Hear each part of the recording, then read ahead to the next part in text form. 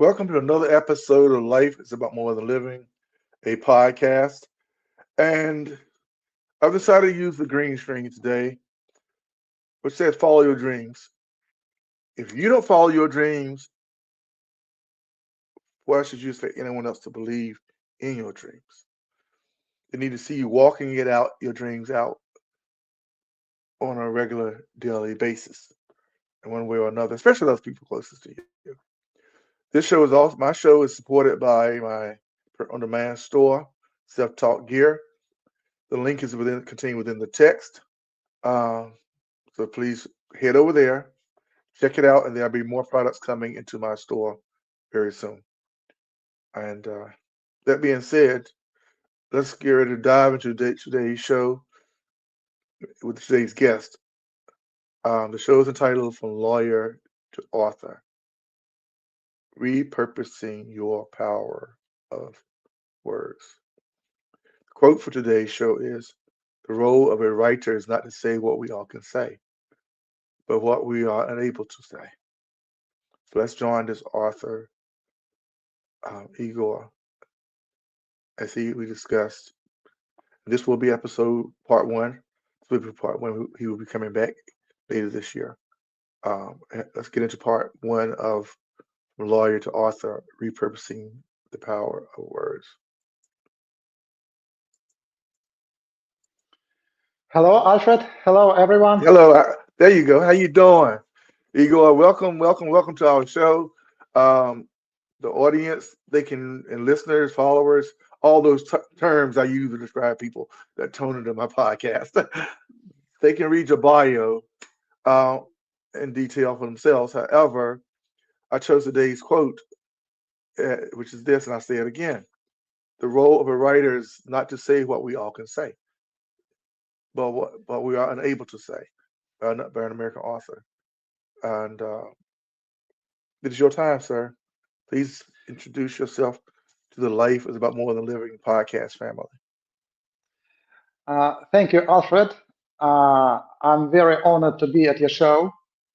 My name is Igor Tsvetkov, and I'm a Russian lawyer who turned to become an author. I'm taking part in your show from Moscow, thousands of kilometers away, and 8-hour difference in time zones.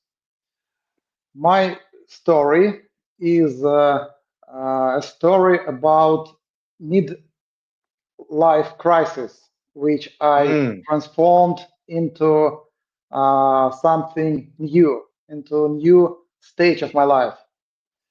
My story began in 2023 when my marriage broke. So after 23 years of marriage, I was divorced. Wow. It was a midlife crisis, both of me and my wife. And at some point, I found myself in an empty apartment,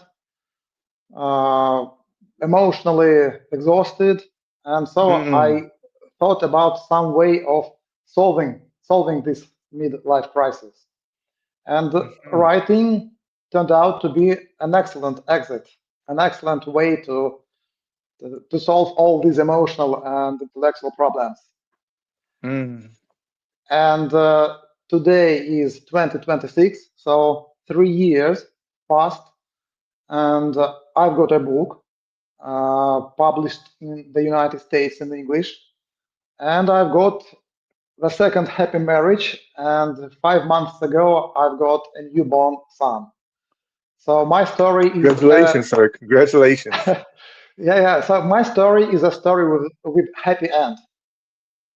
Yeah. And so if definitely. you want, we'll study it in details. I'll tell everything in details. Whatever you would like to share about as my listeners and my viewers they are grown accustomed to a very good backstory, because so many can relate to life's journey and what people go through. And so continue to share.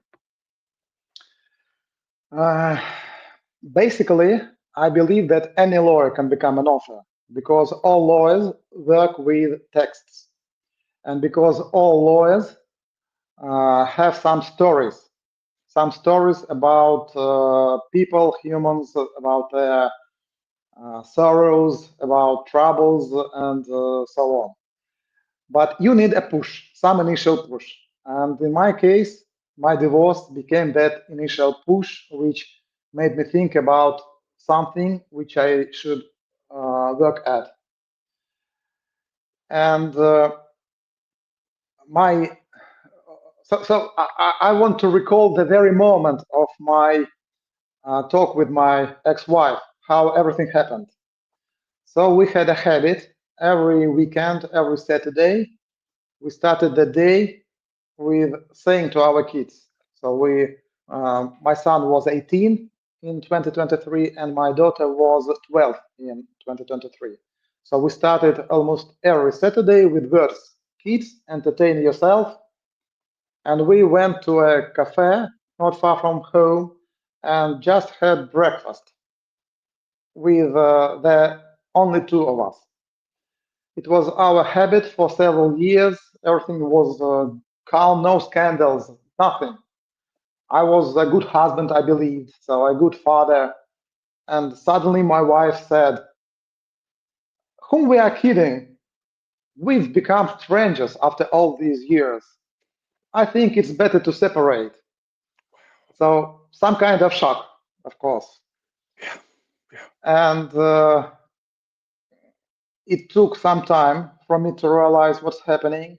And we took a month to think everything over. And then there was no way just to agree to moving forward with all these formalities, legalities, separating, and so on. And my son stayed with me, and when we separated, and the daughter went with wife. And so son was already emotionally independent, so he was 18 years old then, and I've got a lot of free time in evenings, these empty evenings when you just have nothing to do, and this sense of senseless, funny combination of that. So the senseless of living.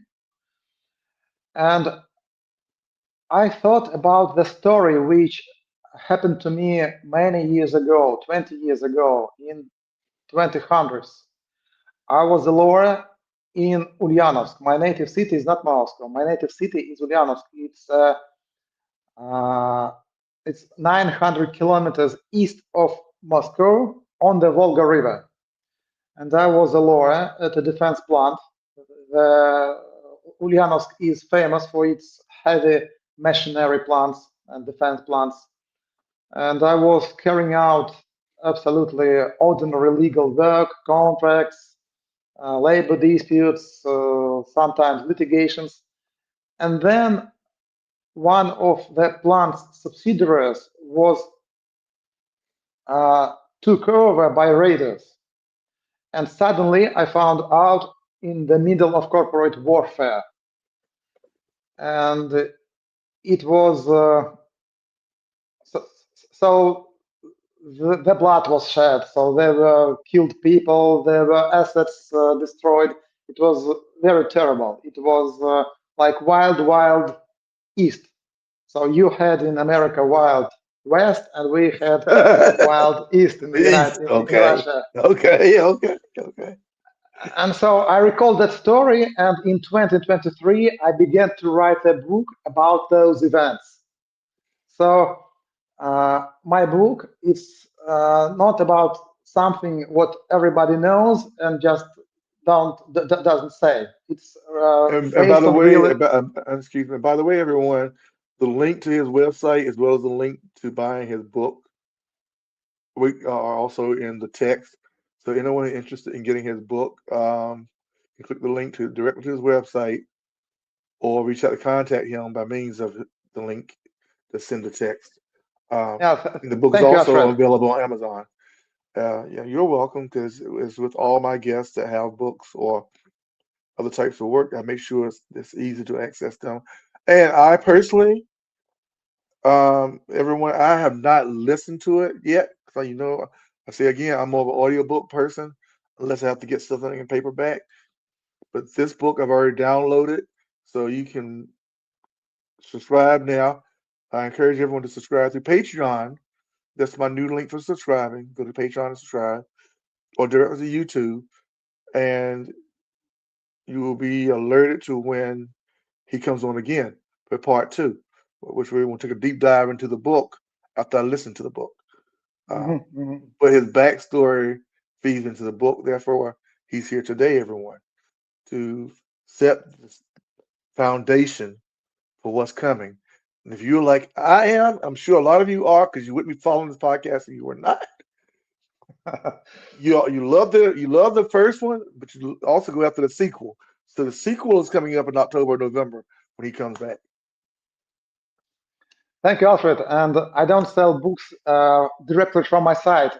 Those links there, uh, they go either to Amazon or Apple Yeah. Books. So Oh, this everything I is meant to tell you absolutely too. safe. Right. They do go there. Everyone again. Thank you clearing that up for me. I clicked the links and that's exactly where they go. Amazon, Apple Books. But they're on his website and I use the same exact link for his website, so you can get either one or the other. So thanks for reminding me that. That's what it's gonna send everyone. So I double checked it. It's real, y'all. I get my book from Amazon though, because I do Audible. And Audible. So anyway, shameless plug for Audible. Go ahead. Thank you, Alfred. Thank you. And I would like to say a couple of words about the setting of the book, because Ulyanovsk, where everything is going on in the book, is a very interesting place. So Ulyanovsk, it is called so after the name of Lenin, the Mm, born name of Lenin. It's a birthplace of Lenin, wow. and it's a city where everywhere there are some signs, some monuments, some street names which are connected with Lenin, with his family, with his nurse, with his teacher. So you live in Ulyanovsk, you walk through district, through Lenin district, you see memorial signs on buildings. Here Lenin lived in when he was 8, here Lenin lived when he was 10, and so on. Mm, mm. All this heritage came from Soviet times, when Ulyanovsk was a capital of Soviet ideological tourism. From all over the Soviet Union, people came to see places Wow. where Lenin was born, Wow. and it's only one of the layers of Ulyanovsk, because before that, it was an imperial Russian city with mechans, Orthodox churches, with great Russian city Volga, etc. And when Bolsheviks, when the Soviets came, they exploded all those churches. Mm-hmm. And in post-Soviet times, some of the churches have been rebuilt. So everything is mixed in some way. These layers, so post-Soviet layer, pre-Soviet, imperial layer, and there are even more ancient layers in Ulyanovsk in its culture, because it was founded on the Volga River as a fortress against nomads. And the joke about Wild East, it's not a joke fully, because Right. in the same way as American frontier moved west from the Atlantic Ocean to the Pacific Ocean, in the same way Russia moved, Russian population moved from Moscow eastwards So let through me ask you a question Siberia. then. It's a totally unrelated question. Is the is the weather nicer further east or colder?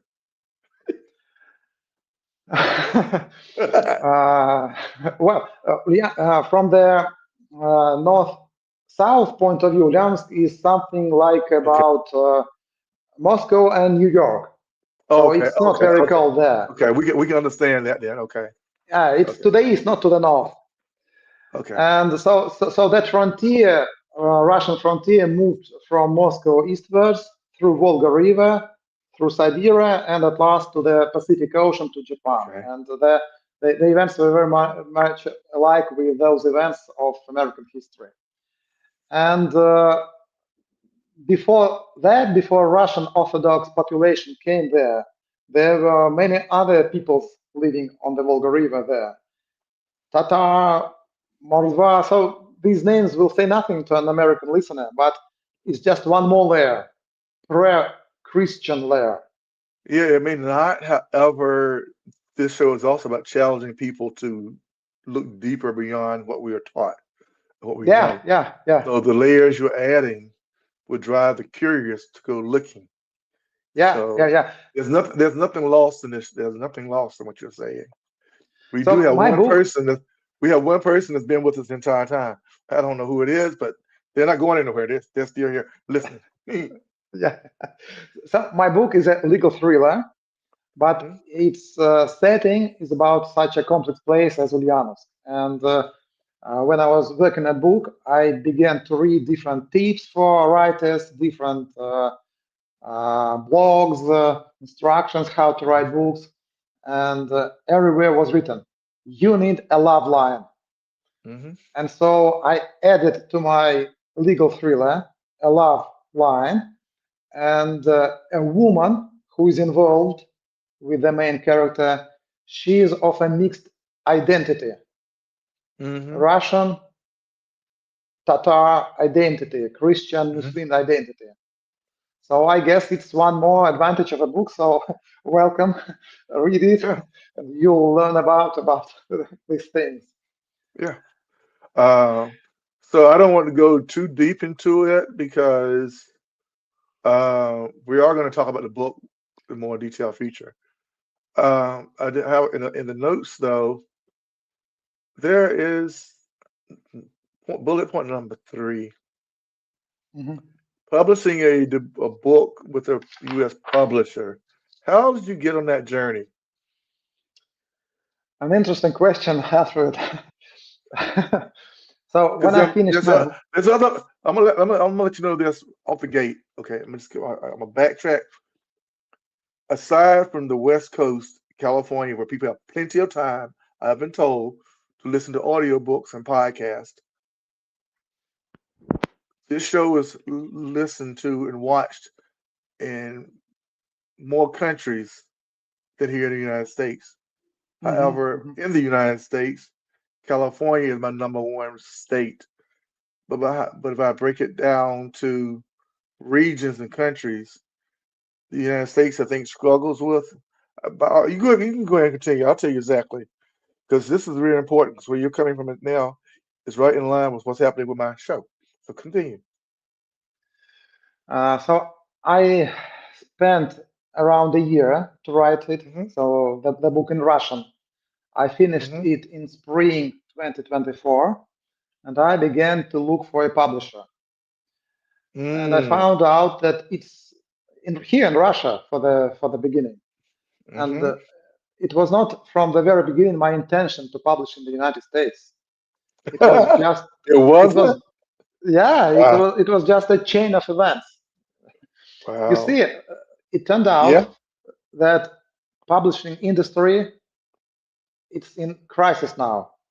Yeah. Margins are low, competition is high, Right. uh, and it's very difficult for a debut author to find a publisher, a classical Hmm. publisher. And so after I've got refuses or ignorance from Russian publishing houses, I began to think Hmm. about broader world.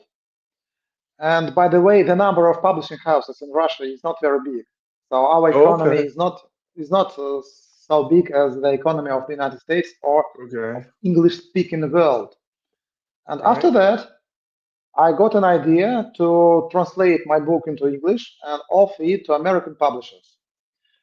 And there was a moment when I realized that my plan was good. I learned out about such an American author as Martin Cruz. Hmm. He lives, he lived, he passed away. It's a pity. So he lived in the United States, but he wrote books about the Soviet Union. His main character was a Soviet detective. And Hmm. those books were popular, they were bestsellers. And after I learned about him, I thought, oh, there is a niche for my book in an American market. a book, a legal thriller with such exotic setting. And so I began to look for a translator and found an excellent guy, an American living in Moscow, Kenneth Marchik. Wow. And he teaches English here. He earns his living by teaching English and Russian for English speakers. Mm-hmm. And so it took about 4 months for him to translate, and it was very interesting. We gathered regularly. We discussed different topics because it's not easy to translate legal thrillers. Judicial systems are absolutely different. Mm-hmm. No exact equivalence of legal terms. The court system is different. So it was very difficult to translate, but I think Kenneth Marchik and me, because on the book cover it was said, translated by Kenneth Marchik and Igor Tsvetkov. So Mm-hmm. two of us Right. are translators. And after he finished, I began to pitch American publishing houses. Mm-hmm. I pitched and pitched and pitched, and stubbornness and perseverance are so I got a result. So one of the publishing houses, Musket Books, it became interested. And voila, in November 2025, I signed a contract and the publishing journey began. It's a hybrid publisher, so I had to pay in the very beginning, but the conditions of the contract are very favorable for the author, so I'm happy. Mm-hmm. Mm-hmm. And writing was difficult. I had 11 versions of the text only in Russian. All right. Translating was difficult. Finding the publisher was difficult. And after we signed the contract, the most difficult part had begun. Hmm. Developmental editing, cover design, blurbs, getting blurbs. I've got Mm-hmm. excellent blurbs, by the way, from I've got 4 blurbs for my book, Mm-hmm. Among Thieves. One from New York best-selling author, one from specialist in Russian organized crime, one Mm-hmm. from specialist in Russia, and one more from Musket Books author. So they help authors to interchange blurbs. Mm-hmm. If you visit my site, igortsvetkov.com, you'll see all testimonials. Oh, they are on the cover, on the book cover. Right. And so you see, I had to work in several shifts. So at daytime, I was an ordinary lawyer, a family man. And when I came home, I didn't have rest. I turned on computer and began to Zoom calls, answering letters. It was like two lives simultaneously. One Oh, here trust in me. Moscow. I'm living 2 lives today. I went out when I worked and I had to drive an hour back to be here for your show. Uh, However, I realized that for this podcast to go to where I wanted to go by the end of this year, I've got to keep doing more episodes, have more people on, more interesting people such as yourself on. Um, and it's can call for a different level of sacrifice. Uh, because this show is 8 years old, and some people would have had it'll be 8 years old in September, I think, and some people would have had thousands of subscribers by now. I I have worked out the philosophy. I'm not doing it for the monetary end in the beginning. However, I have to do it for the monetary end. I'm retired, and I also have to do it for the number one reason. But money, some would say, should be number one. Money to me is the resource to make it get larger and more exposure for people such as yourself, which gains me more exposure. The number one reason I do this is because I firmly believe that my voice alone can't change anything, can't help anyone, can't inspire someone to come home from working a job 8, 9, 10 hours and go to the gym and work out as Arnold Schwarzenegger used to do, or sit down in front of a computer and write something if that's what they want to do. or to go and create something, or even to go out and exercise after being physically exhausted. Say, you know what, I need 30 minutes of walking in today because my health depends upon it. Mhm. So I have to keep doing this show and bringing people such as yourself on and filling the void of not having guests on. Because life is about more than living only when we make it about more than just living every day. And your story is proof of that. You are I would absolutely have quit. right. I would have quit. I would have quit if I had to do the translation part. I would have quit the hours. I would have quit and can't. Honestly, though my slogan is no matter what happens, I win. I would have quit, put it down, came back. Who knows whenever and started over again. But you kept on going. Yeah, So I exactly. needed you here. You didn't quit. You had one. I admire Arnold Schwarzenegger's story and a couple other individual stories because they did not quit in pursuit of their dream. They didn't quit when they hit rock bottom. They set back, they slowed down, they didn't quit. Uh, but they kept going. So thank you for what you have done for giving us Thank you, Alfred. lawyers among thieves. When I first saw the title, I was thinking some lawyers are thieves. Yeah, yeah, my book is very unusual because it's not about heroes and villains. So even the main character cuts the corners from time to Wow. time. It's about some non, it's some unlawful practices are depicted there with the procedural uh, exactness. So this book is not just one more legal thriller about a superhero who in the court uh, persuades everyone that someone is not guilty.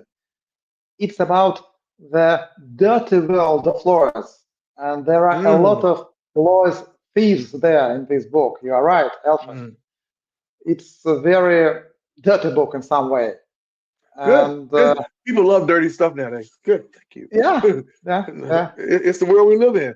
The darker the story, the better the story is sometimes. yeah. I mean, we binge watch the TV show Law and Order over here all the time. Um, it's like you want even that's an old show that's been on forever here in the United States. So it's like, yeah, that I missed that like 10 years ago, so I'm watching it now. So yeah, it's always a good thing with stories about lawyers and court drama and mystery and all that. I do want to wrap this up. I tell you, we keep it going about 35 minutes as I streamline down my time. Uh, I think there's one you covered everything. My God, in the notes so far. So let's close this out with one final thought that I know will be created by AI into a reel to whet the appetite for show number two. Okay, I will just add one more thing about my book. So, in Okay. short, its recipe, its ingredients are the following. So, three main ingredients of my book. Hmm. The first one, it is based on real events, very dirty Okay. events. The second one, I tried to make the setting, uh, the city as a hero itself. So Hmm. if you read a book, it looks like you will feel as if you have been in Ulyanovsk. Hmm. And the third ingredient is love story. And Mm. when I was writing the book, I was a newly divorced man after 23 years of being a faithful husband, and it was Hmm. very difficult for me to make a love line. And my now wife, Natalia, Hmm. she became my muse, and she helped me greatly with love line, with Wow. love plot. So there are three ingredients. I hope you will enjoy all of these three plots and all the book. Okay. And well, you gave everybody something to look forward to. Uh, man, yeah. Wow, got me thinking. Lawyers among thieves. Yeah, and the name, the title, it was invented by my translator, Kenneth Hmm. Marchik. And when I was already working with a publisher, and we discussed the title, and my publisher said, it's an excellent title because it answers the question of what this book is about. It's about lawyers and the thieves. And it answers the question where the action takes place, on the Volga River. And the book sounds like the first book in a series. Hmm. So my acquisition editor asked, Igor, lawyers, Among Thieves, the Volga Trap. This two-part title is usually made when you have a series. So maybe in some horizon of 5-7 years, who knows? Maybe there will be Yes. always Among Thieves, Moscow Games, or something like this. So You never every, know. You never know. yeah, you never Um, know. Everyone, I would like to thank Igor for coming on our show this afternoon. He said it was 8 p.m. Moscow time, Yeah. and I'm gonna make an exception. When the show is over, everyone. Normally, you wouldn't be able to catch this on Spotify tomorrow as an audio in the audio format. Since he was so amazing in breaking this down, I'm gonna take about I'm gonna take the necessary time to upload this to Spotify. So tomorrow morning it will be available on Apple, iHeartRadio, everywhere as an audio podcast because he was just so freaking amazing in breaking this all down and getting me to slow down because of the language barrier. Um, Yeah, my fault. you could no there. This is a faultless zone. There is no faults here. There's, Okay. this we're like Planet Fitness when it's a freedom zone. There are no faults here. The only fault will be not showing up. Thank you, Uh, Alfred. so I'm going to make an exception today and make it available on Spotify today, so it'll be widely distributed tomorrow. Normally, so I'm saying this to you, my listeners, those who chimed in, so that if you want to get a replay today and process some of what he said, you'll be able to do that in like next 3 hours. Uh, if you are interested in learning more about the culture and where he's from, he named locations and places. Spotify will give you access to getting those places more so than watching the video. Um, Now tomorrow you will see the video reels, but today you can get it as audio book, audio spot. Also, one more thing I keep saying also lately. This show, everyone, is available to you on Amazon podcast. I failed to mention that. I just discovered that my publisher, who's also my son of my book, talked about podcasts with me. And so everyone, if you don't want to catch it here, you may catch it by saying, "Hey Alexa, life is about more than living," a podcast. Listen to the show on Amazon podcast. But thank you, Igor. I look for him to come back. Look for Igor to come back, everyone, in October or November of this year. Yes, I ramble on and on. If you catch my show, don't hear me rambling. It wouldn't be me. Uh, take your camera, sir, and we'll get back together in about another 60 seconds. Thank you, Alfred. You're welcome. Don't go nowhere. Thanks again for all that you have done by supporting my podcast, Life is More Than Living of the Time. Thank you again and again and again. Please click the link to Patreon and become a subscriber on Patreon. Support Self Talk Gear. Support the podcast by following, liking, and becoming a subscriber on Patreon.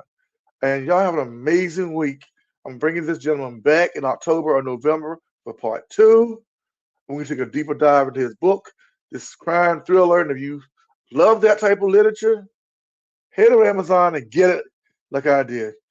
Get it on Audible, get it on Amazon, get it, and let's support this book. And we have something to discuss when he comes back. Have an amazing week, everyone. Thanks again for catching another episode of Life About More Than Living, a podcast.